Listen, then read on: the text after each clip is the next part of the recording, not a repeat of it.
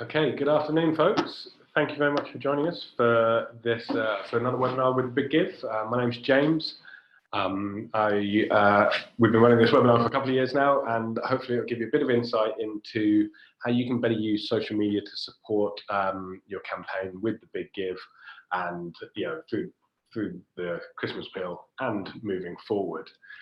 So we're going to run through a presentation where we go through some a bit of theory, some of which you might have covered if you've seen some of the other webinars, and then we're going to have a look at loads of different examples of how charities, both in the Big Give and Christmas Challenge and outside of it, are using Facebook, Twitter, Instagram to drive donations and engage with their supporters.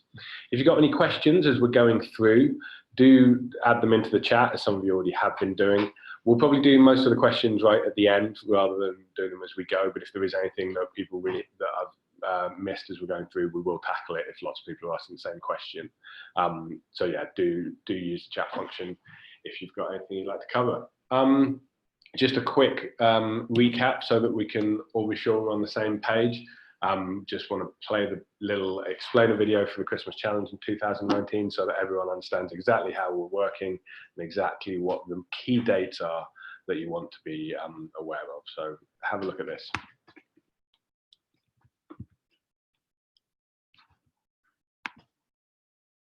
The Big Give Christmas Challenge is the UK's biggest online match funding campaign. It has raised millions of pounds for UK charities and is an exciting opportunity for people to double their donations to the causes they care about most. How does it work? The matching pot for each participating charity is made up of two types of funding. Funding from champions, these are partners of the Big Give, and funding from pledges. These are key supporters of the participating charities, such as major donors, trustees, and local businesses. So here's what happens in the build-up to the campaign. During the summer, charities apply to the Christmas Challenge and secure pledges. Pledges are promises of funding from a charity's major donors. They form part of the matching pot used to double online donations. Then, champions select the charities they want to support and provide funding for their matching pots. Charities that aren't selected can still take part and double their donations using their pledge funds. Finally, charities market the campaign, telling all of their supporters, donors, and friends about the opportunity to double their donation. The day arrives and the campaign goes live. The Christmas Challenge launches on Giving Tuesday, and charities have 7 days to encourage as many people as they can to donate and see their donation doubled, helping charities raise as much as possible. So here's how the doubling works. The first donations made to the charities will be doubled by the charity's pledge funds. Once these funds have been used up, donations are doubled by the champion funds until the matching pot is finished. Once the matching pot is used up, charities can still accept donations, and the most successful charities will be nominated for the Big Give Awards. The Christmas Challenge is a great way to get supporters giving to charities this Christmas. Will you join the challenge? Okay, so as I say, hopefully everyone's on the same page with how the whole campaign works. And obviously where social media and lots of other marketing is going to be really important is in that third stage, in the run up to the campaign week and the week itself. Obviously, I'm sure lots of you are running social media content already across Facebook, Twitter, Instagram. But if you're not, then this is a great opportunity to start to try and build that community. And even if you have already been doing so, gives you a bit of a focus for how we can ask some of those supporters to give to your organization. So many of you, if you've been working in marketing or fundraising for a little while, will have seen something like this, a marketing funnel, where we are looking to speak to as many people as possible at the top of this funnel. And then the aim of our work within social media or email marketing or any of our kind of conversations that we're having with individuals is to get them to consider us as an organization that they would like to support. Then they will hopefully give a donation of some sort, and then we can continue to engage with them, speak with them, tell them stories, illustrate the impact of that donation so that they will repeat or become even more engaged with our charities. There are certain media channels, certain ways of speaking that are particularly useful at different parts of this funnel. Some are more traditional, and then some we've seen, new digital channels rise up to being really, really effective. So those kind of more traditional ads, which you might find in a magazine, or if you've got bigger budgets, and most people, you might be up on posters or television, those are really great at getting lots of different people to just hear about your organization and what you do. And from there, they might start to consider the supporting you, and you might look to be a bit more direct in what you're asking them for. So at the beginning of this funnel, you might be just showing some of the good work that you do, and then as they get more and more engaged with you, you might be asking very specifically for them to support you in an email or some kind of direct mail ask. As you can see on here, social media is really powerful because it sits in lots of different parts of this marketing funnel. So in particular, Facebook and probably these days Twitter ads are really good at getting people initially engaged with who you are and what you do. And then once they have given a donation, or they have joined your cause in some way, you can then use your organic Facebook and Twitter and Instagram posts to keep them involved, to keep them up to date on the impact of that donation. We're going to focus mostly on the organic side of content, of social media content today. As we'll also touch a little bit on some of the paid marketing that you can do, but really we're sort of assuming that you're looking to speak to people who are already close to your cause, or at least partway down that marketing funnel, who are close to donating to yourself and to the campaign over the Big Give Christmas Field. So in terms of timings, what we see with lots of different organizations who are looking at crowdfunding is that they get a lot of interest really early on, and they sort of send all of their marketing out right up the front, and so they get lots of donations, lots of pledges at the early stage in the first day or two. Then it kind of plateaus a little bit, and then there's a big push towards the end of the week. This means that you want to be saving and planning your content to be your best content to be used at the most effective times, which are right at that beginning point and probably the last day or two. So I think some of you will have already seen a webinar on planning of the campaign, of the logistics of that marketing. But just to reiterate that you really want to have a suite of content that you release over the course of the week, and be planning when that can be most effective.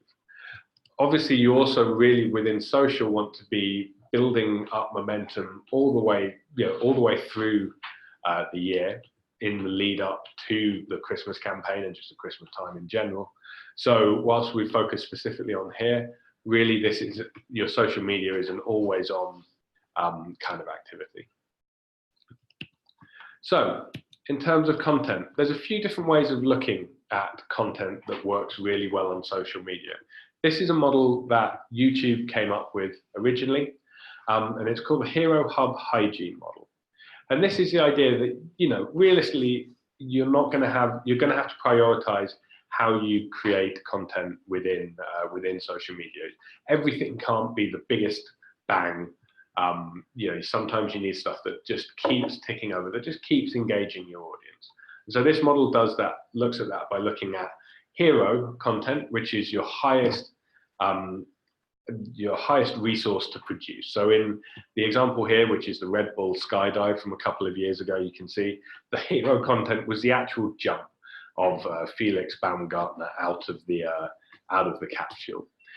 The hub content was all of the kind of behind the scenes video that they shot as part of that. So in this instance, it was him getting fitted for his suit and testing it, and all of those little pieces of content which are leading up to the main piece of hero.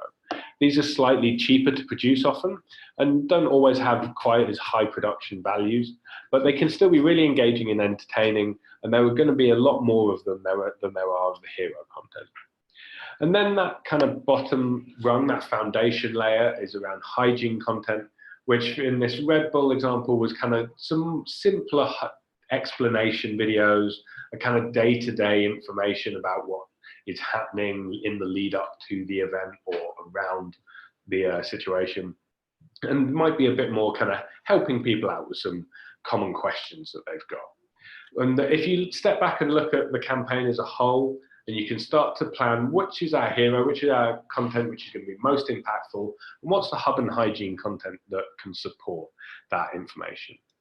The NSPCC do this particularly well in their Facebook example. So their hero content in this example is a video that they produced around 1 in 20 children experiencing sexual abuse, their Break the Silence campaign.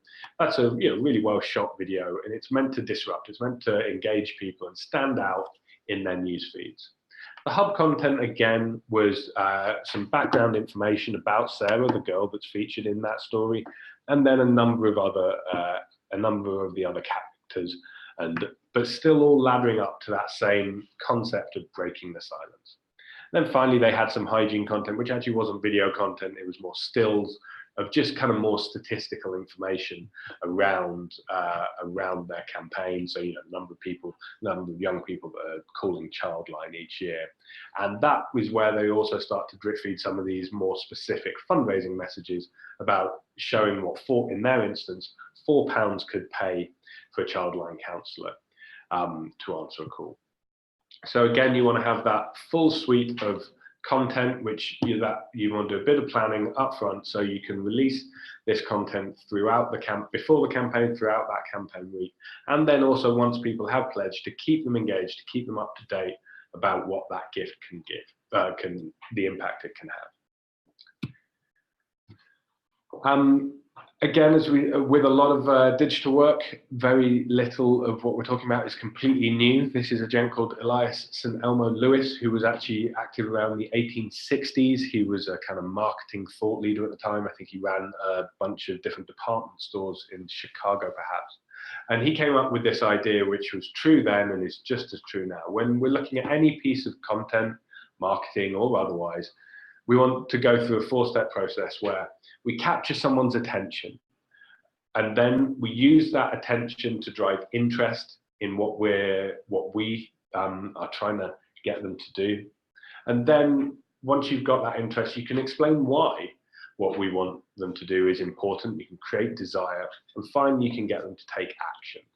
And if we think of every piece of content as trying to go through that journey over the course of the campaign and before and after it, then we'll drive more people through that marketing funnel to get to the point where they want to support our good causes. So that's a bit of the kind of top line concepts that we'll keep revisiting. But now we're going to go into some of the more specific channels and some of the examples that we've seen of really great marketing, both through the Big Give Christmas Challenge and also in other parts of the charity sector.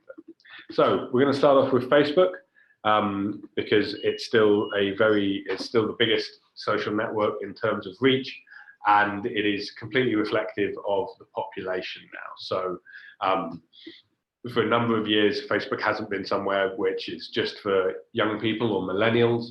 It has just as the same proportion of people from all of the different social and age brackets across the UK on it. And in fact, I used to run a lot of social media work at Cancer Research UK, and we even saw that our most engaged audience were people over 55 on Facebook, which really paid the idea that it was just 19 to 30-year-olds engaging with things. It really is something that the whole population uses to get its information about organisations that they care about. The first example that we're going to use is a charity called Special Effect. They're a charity that has really heavily focused towards the gaming industry, and they help young children with disabilities to play video games. And they provide special equipment and processes and tools to enable that to happen, because they see real impact in these young people's lives when they're able to compete on a level playing field in some of the most in some of the games that they enjoy the most.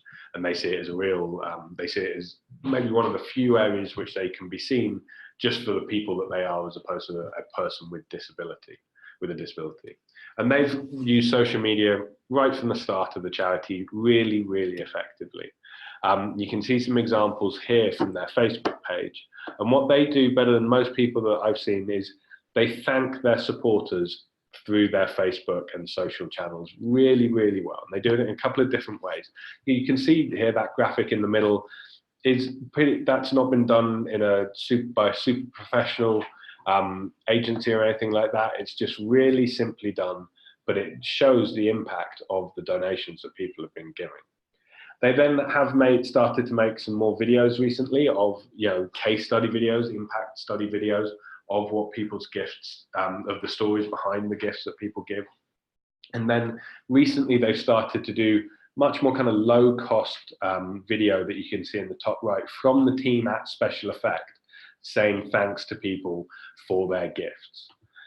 These are really low cost videos, which are just shot on an iPhone, usually in the office or somewhere like that, just a talking head to the camera, and only 30-60 seconds long, if that, but they just allow them to be really reactive and put a human face on that thanks, which works really well when combined with all of these videos of the kids that are being helped through their work. So yeah, Special Effect are a great place to go and have a look at for a bit of inspiration about how to run a really effective Facebook page. The NHS blood donation service as well, a really relevant cover picture they've got there of all of their team dressed up for Halloween. But this is a great example of having a strategy and just sticking to it relentlessly. So the NHS blood donation obviously is there to drive people to go and donate blood.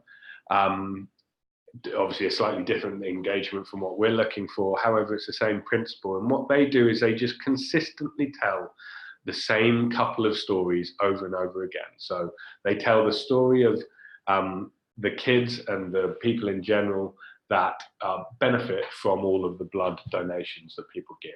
And they do this. If you go to that page, it really is kind of a very similar set of stories over and over again. They have even more video than they used to, but they have a lot of this photography, a lot of these stories, which they just keep showing the impact of blood donation. And it's a great example where if you stick to your message, if you stick to driving that understanding about who you are and what you do, then you can lead to real results, as they've seen across their Facebook, which is now one of their most important channels of driving blood donations. The other thing to say actually about the blood donation services, you can see again, the photography here is, all done very, very simply by people involved in the social media team at the service. So they haven't used any expensive agencies, any expensive photographers. They're doing it all for themselves. Charity Water have taken a different approach, and those who know Charity Water will see they were very kind of slickly produced. Their brand is to be very high quality, very high fidelity marketing, really, and that has translated into the way that they use Facebook as well. So you can use really powerful professional photography, as they have here, really well composed, really interesting kind of artistic approaches, which do stand out in people's news feeds. But you only want to do that if that fits in with the brand that your charity is trying to portray. So in that Charity Water example, that does that really well. That probably would look quite jarring if you put it against Special Effect or the NHS blood donation service, and it wouldn't really work the same for them. So those kind of stylistic points are well worth considering in obviously social media and all of your other advertising and marketing as well. And here are a couple of examples from Facebook from the Big Give Christmas Challenge over the last couple of years. I think there are some templates actually going out at some point, and there are some assets that will be being shared with you through the platform if they haven't already, but so that you can do things like this. But it does help to get a little bit of recognition, just to help people understand what the campaign is all about and what dates they need to be aware of. But I think the best ones do overlay that with something about their cause. So, like the Keep Britain Tidy and the Hedgehog over there on the right, or Cord and some of the work that they're supporting over there as well, really make a difference. I've touched on video a bit. Facebook video is continuing to be the most important channel really on social media. Even in the last couple of years that we've been doing this webinar, it's changed really significantly. So it's now just baked into the platform as we all see. The vast majority of content that each of us will be looking at personally will be videos either from brands or from our friends or from individuals. So it is well worth thinking about and exploring how you can make video work for your charity to tell your story. Some of the best who are doing it really, really well are the Child Bereavement UK. And theirs is a fantastic example of that Hero Hub Hygiene approach that we looked at. So their hero content that you can see here is, features Mary Berry, and the kind of level of celebrity that maybe not all of us have access to, but then it features lots of different stories about people that have lost a child and what they would say to them. It's a really powerful video. We've got a link in the presentation that we'll send round at the end, so you can go and have a look at it.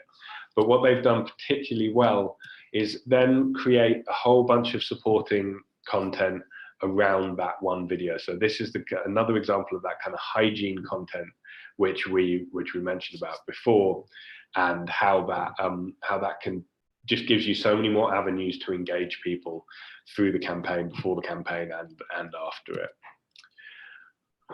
We've had lots of great videos created to support the Big Give Christmas Appeal as well. You can see there on the left from Cherry Trees UK. Again, this is not the kind of level of production that you need even a professional to do. This is the kind of thing that everyone can do in on their phones these days. And they've really cleverly based the whole video in one of their sites. So whatever you do with your videos, whether it's high quality production or creating it on your phone, you want to make sure that you show the cause that you are asking people to support right front and center, as Cherry Trees or Canine Partners are doing. You can also see Cheltenham Festivals in the top right hand side as well. For their audiences, what's really important is obviously seeing the art, seeing music come to life, and so they have really heavily featured that in a lot of their video work. And Jigsaw, have taken a slightly more talking head approach about making sure that they're able to explain, the people in their organisation are able to explain about what the money from the appeal could be used to buy. Facebook groups as well are a kind of ongoing opportunity within the platform. They keep changing how they're used, so it's kind of more of an aside just to make sure you keep across Facebook groups. They can be used really powerfully if you're a local charity to keep discussing and keep engaging with some of your members. But yeah, we won't go into it too much because they have changed quite a lot in the last year or so, and probably will continue to do so depending on what Facebook wants to do with them. Facebook messaging as well is well worth keeping across. I'm sure many of you do. This allows anyone on Facebook to send a message to your organization.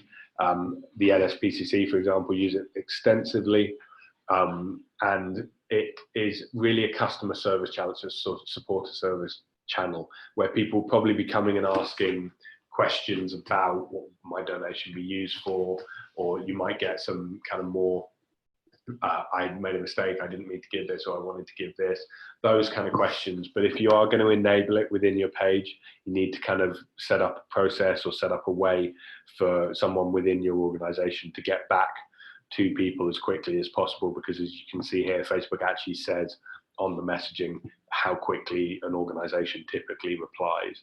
And obviously if someone's got an issue that they want to flag up to you, you want to create that opportunity, you want to create any opportunity you can for them to be able to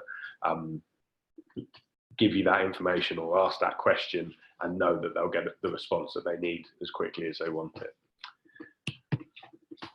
So Instagram is another one of the social channels which is continuing to have really strong adoption within the wider population, and obviously also within the charity sector. Facebook and Instagram are really tightly linked. They're obviously owned by the same company, but Instagram tends to be slightly more visually led content as opposed to Facebook, which is still Facebook tends to have the focus these days on video content, which might be a little bit longer form, people posting stuff and getting people to click out and link out to things. Instagram really is about the content within it and how having a slightly higher quality, a slightly more considered quality. So some people that do that really well, as examples, are Spitalfield City Farm. They spend loads of time and they ask lots of their visitors, volunteers, staff, to get around their site and just be always looking for nice photos, nice moments which they can share with their community, just to build a greater sense of what Spitalfield City Farm is all about. This, for me, I think really sits at the top of that marketing funnel, just to help people build an understanding, build a consideration, build an empathy for your cause, so that they eventually will want to support you. This is the kind of strategy plan that you want to have over a fairly long period of time. It takes a while to pick up. It's certainly taken Spitalfields a little while to get going with it all, but it can really pay dividends in the long run if you commit to it. Médecins Sans Frontières, MSF, Doctors Without Borders, another example where obviously it's really even more, it's more polished and really powerful photography that you can see here. So again, they're really investing in it, and this is probably the other end of the spectrum from what you see at Spitalfield City Farm, but both can live and both can generate real engagement within the platform. Farah charity shops are another great example, who really understand why people are interested in following them, really understand what their audience wants. So for them, that's just lots of photos, lots of snaps or videos of ideas that you can find in charity shops. So for them, it's a lot about clothes and stuff, and they focus slightly less on the impact of donations, the impact of gifts, and because they know that people are following them for ideas as opposed to that kind of case study content. So all of these can work on all of these social channels, and all of them you should be considering as part of that strategy and plan to help drive donations to your cause. And finally, Kids Charity UK, they also have a great social media strategy, and they make sure they have fun with it. At the end of the day, I think sometimes we can get a little bogged down with the seriousness of the work that we all do, especially Kids Charity UK, helping really sick, disabled children and their families, but they can have some nice fun. It fits really well with their brand. Telling these jokes that they do across their social media. So make sure that you're always thinking of what those ideas could be that would resonate with your audience and fit with the messaging that you're trying to lead with.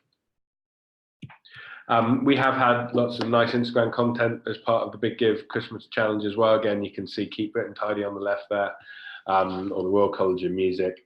Again, they do still tend to be slightly more image-led, slightly higher quality photography than some of the other channels, but it's well worth experimenting on what works for you, what you can generate for your organization.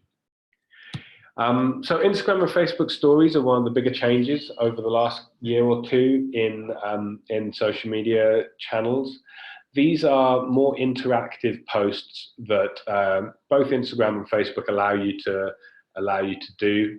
The adoption on Instagram is slightly higher, but they pull together lots of different types of media into something that runs along from each other. There's a blog article here from Just Giving you go and have a look at about some more examples for stories for your charities, but basically they're a combination of videos, pictures, and other what the channels call stickers that you can add on to this content to get your message across. Some of the examples of those stickers that you use are hashtag stickers, or these little images that can sit over the top of other photos.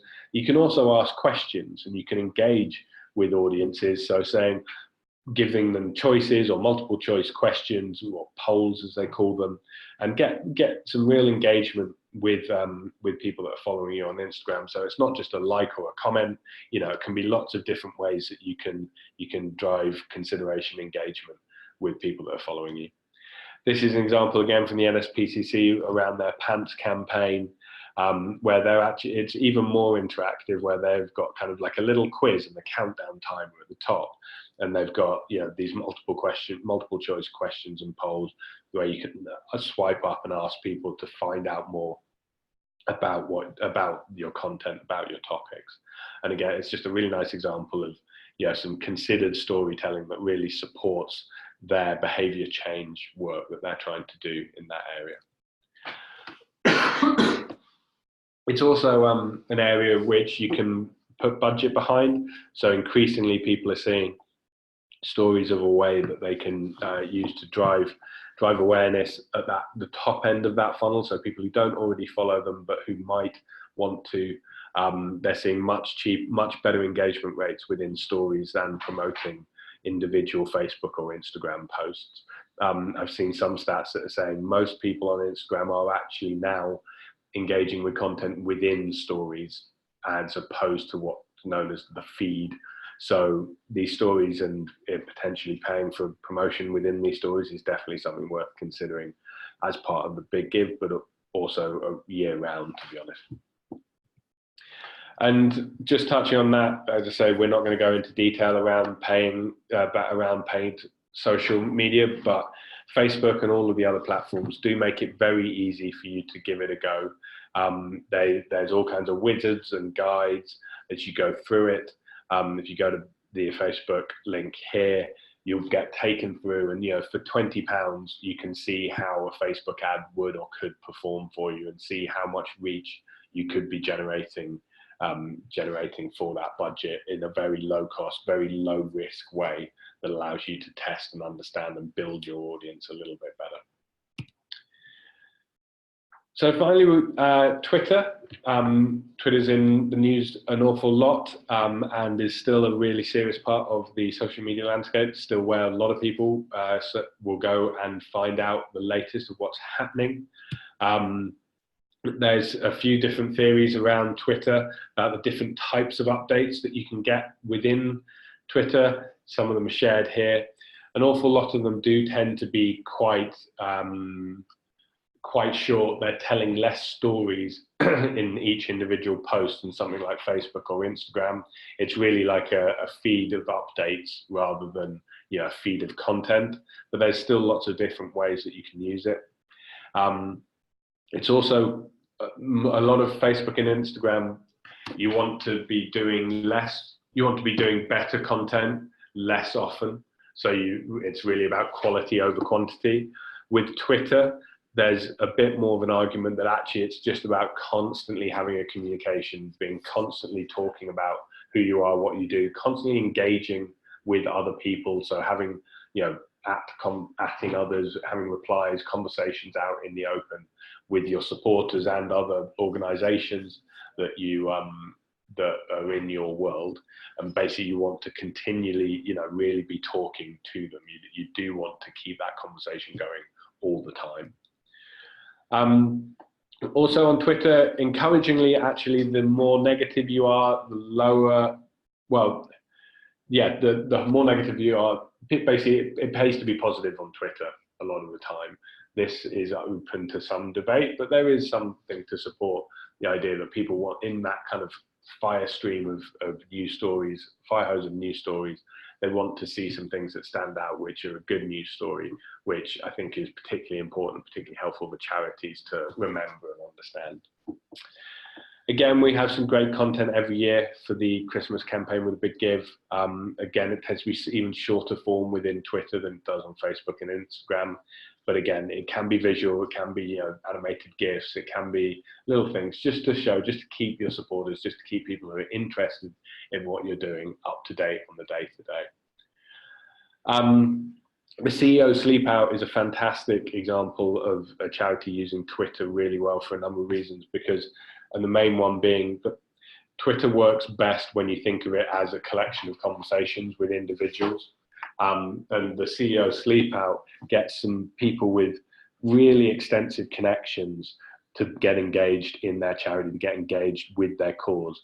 That then means each of those CEOs essentially promotes it to their own audiences, and it's kind of a mushrooming effect for all of that content, and it gains loads and loads of reach. and gets lots of input, lots of people to engage with them and understand their cause and ultimately donate to their charity as well. So here you can see some examples of how they're really pushing the people that are getting involved in the CEO's Sleep Out to make sure that that reach is absolutely maximized. The press as well are pretty much obsessed with what is happening on Twitter. It seems that the majority of the conversation in politics and news is driven by what happens first on Twitter before then being amplified in other channels. And some people use that to really use that to their advantage. So here you can see again the NHS blood service that we were talking about earlier. This is an example from a year or two ago now, where they put out a call for Black people to donate blood, because actually there's a real need within the sickle cell disease community for blood, and it's underrepresented in those people that tend to give blood. And they put out the post on the left here, and they got some really unpleasant feedback. They got some really unpleasant comments on Twitter from some kind of racist hate groups, basically, where they were basically saying that we shouldn't be giving Black people blood, we should be deporting them. And that the NHS donation service were able to turn that around really quickly and just be really strong in their opinion, say, oh, we could deport you. And that message generated an awful lot of exposure for them. People in the press picked it up, and that message was then amplified. And in fact, they ended up getting more donations from Black people than they ever had done before. And they were really able to spin some of that negative sentiment on Twitter into a positive news story. Celebrities on Twitter as well, it's in the same way that the CEO Sleep Out, it's well worth considering any celebrity or local or large scale influencers that you have. Twitter is the place that they can really help you. They will have lots of asks for what they can do on Twitter. However, it is an opportunity for you to take. It's still a relatively low cost ask to them to get you help a little bit of exposure about your charity, especially if they're kind of in the local area, they live nearby. It's not the biggest of asks for them to help promote, say, the Big Give or any of your other donation opportunities. So that's social media for charities. That's kind of how we tell stories through social media, through the Big Give Christmas Challenge. Hope it's been helpful. If we have got a few questions, we'll dive into them now. But yeah, please ask any thoughts that you've got in the chat now, and we'll try to answer them.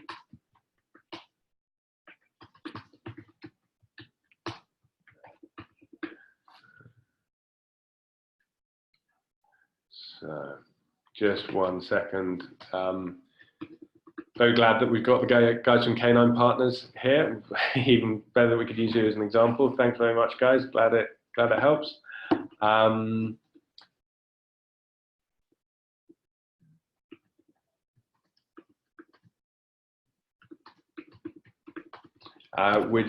In terms of the question around the URLs, I think we're just about to answer that in a moment on the chat.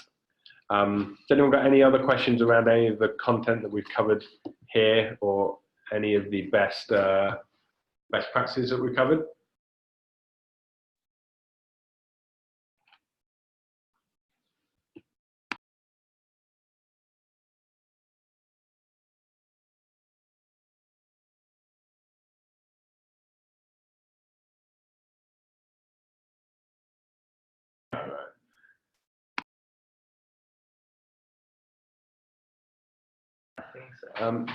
Jill, thanks for your question about social media aside. How often should we be sending DM? What's the DM that you're referring to there? Sorry, do you mean direct marketing?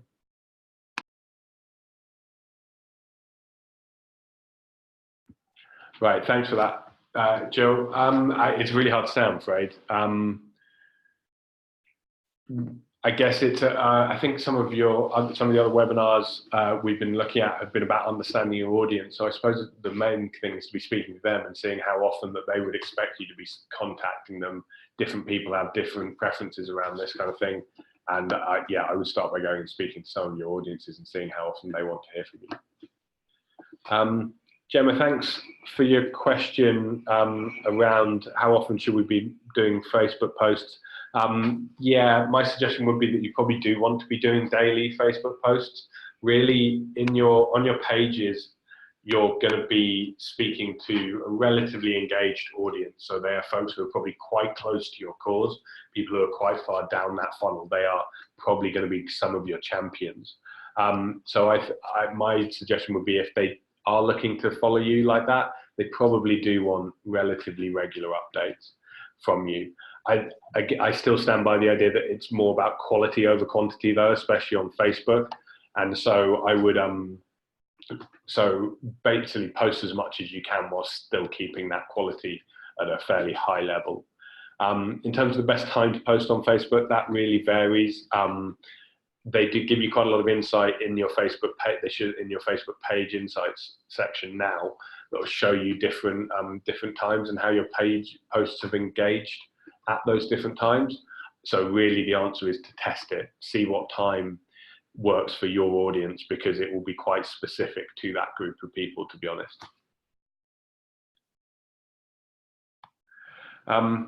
Alex, you got a question about how early should we start campaigning, posting for the campaign.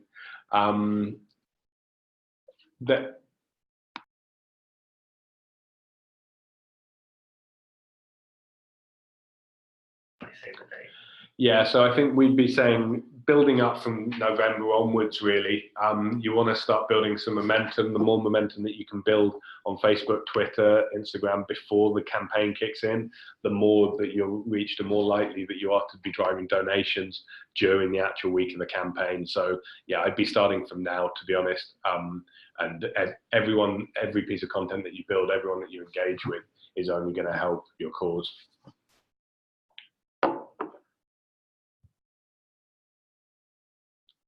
Gemma's asked about Facebook events, but yeah, Facebook events are a great way to kind of even further engage with some specific parts of your audience.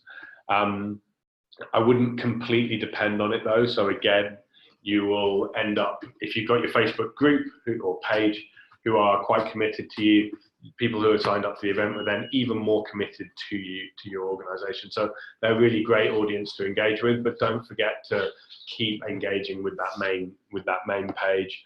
Other than that, the event, you then want to keep posting to that event as well, keep promoting it within your main channel and on the event themselves. They can be a great place for people to ask questions and do kind of more of that customer support aspect, as we have within messages too.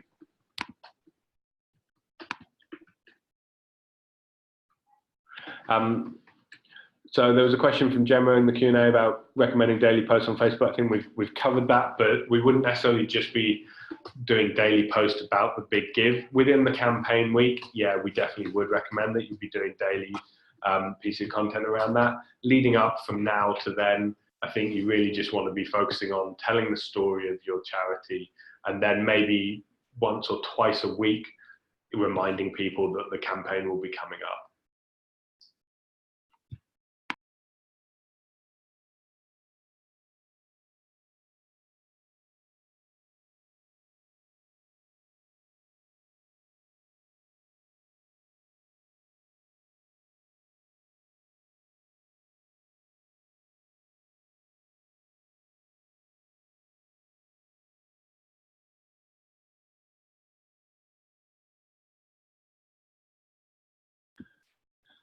Gemma, thanks again for your question about making Facebook ads. The best articles are actually on Facebook themselves. So if you go to that business.facebook.com link that we'll share on those slides, or if you just Google it, they have some really great ideas. They have some great examples of making Facebook ads, and they really walk you through the process. They've got lots of templates that you can use for both imagery-based ads, for video-based ads, all of the rest of it. They're probably the best place to start, to be honest.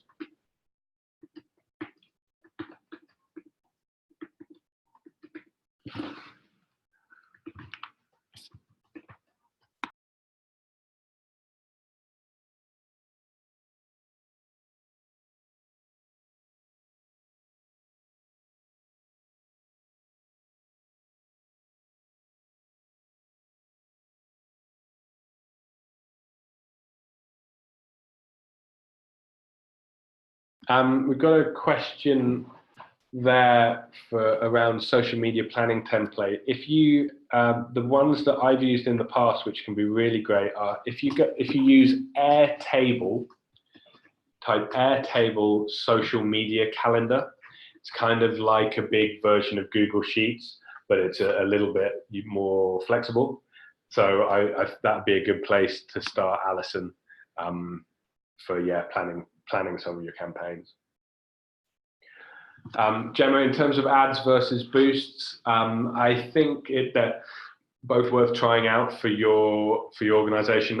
I think ads are a bit more flexible and a bit better longer term. You can kind of do a slightly more effective targeting, and you can push them out to a wider audience.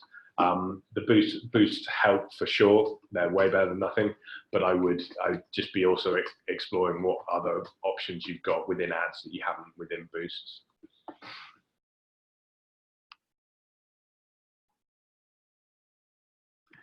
Alison, in terms of your question around Twitter ads as well, Twitter ads can be really useful in helping to generate a bit of what people would call buzz or wider reach and engagement. They wouldn't be the first place that I would be spending budget. I would be tending to focus within Facebook and Instagram, or at least starting testing there. If you're then getting that working, then maybe you could move out to Twitter as well. They also have a great platform, which you could give it a go for, again, not very much money whatsoever to see if it's working for you. But yeah, I would probably start with Facebook and Instagram and then move into Twitter rather than the other way around. Sarah, that's a great question about using multiple social media channels and whether you should just focus on one or the other.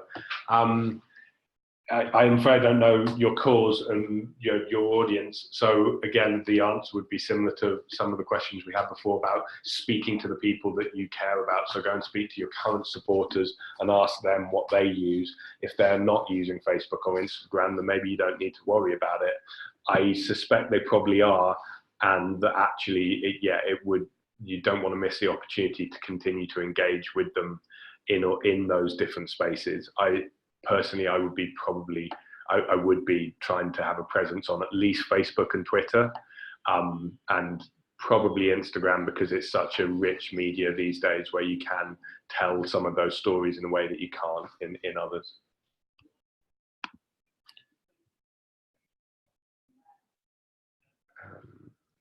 Right, so Joseph, just one sec. You had one around, I think you're asking the question here about how many times you should be tweeting relative to the number of followers you've got. So, I mean, this is to be taken with a slight pinch of salt, to be honest.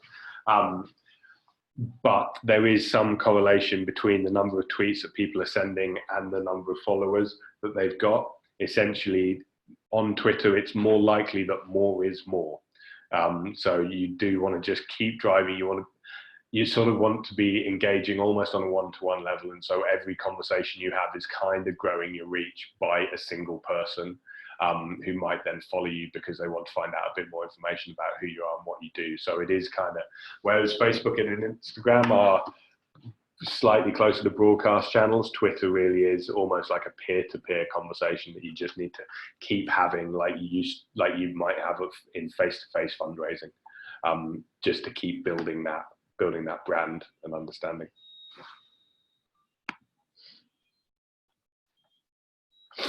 Heidi, thanks for your question from friends of Iba Girls School, South Sudan, about what's the limit for Facebook content, how much is too much on Facebook.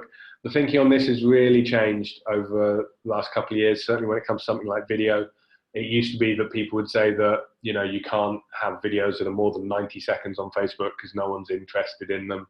Really increasingly, we're seeing for people that really care about your causes, if the content is of high quality, if it's telling a story that they want to hear, people will stick around and watch it for 5, maybe even 10 minutes. So I wouldn't say there is a limit as such. Again, as always, I would say test it. Try some content that's short, try some content that's got a bit more information in it, and see what your audience is most interested, most engaged with.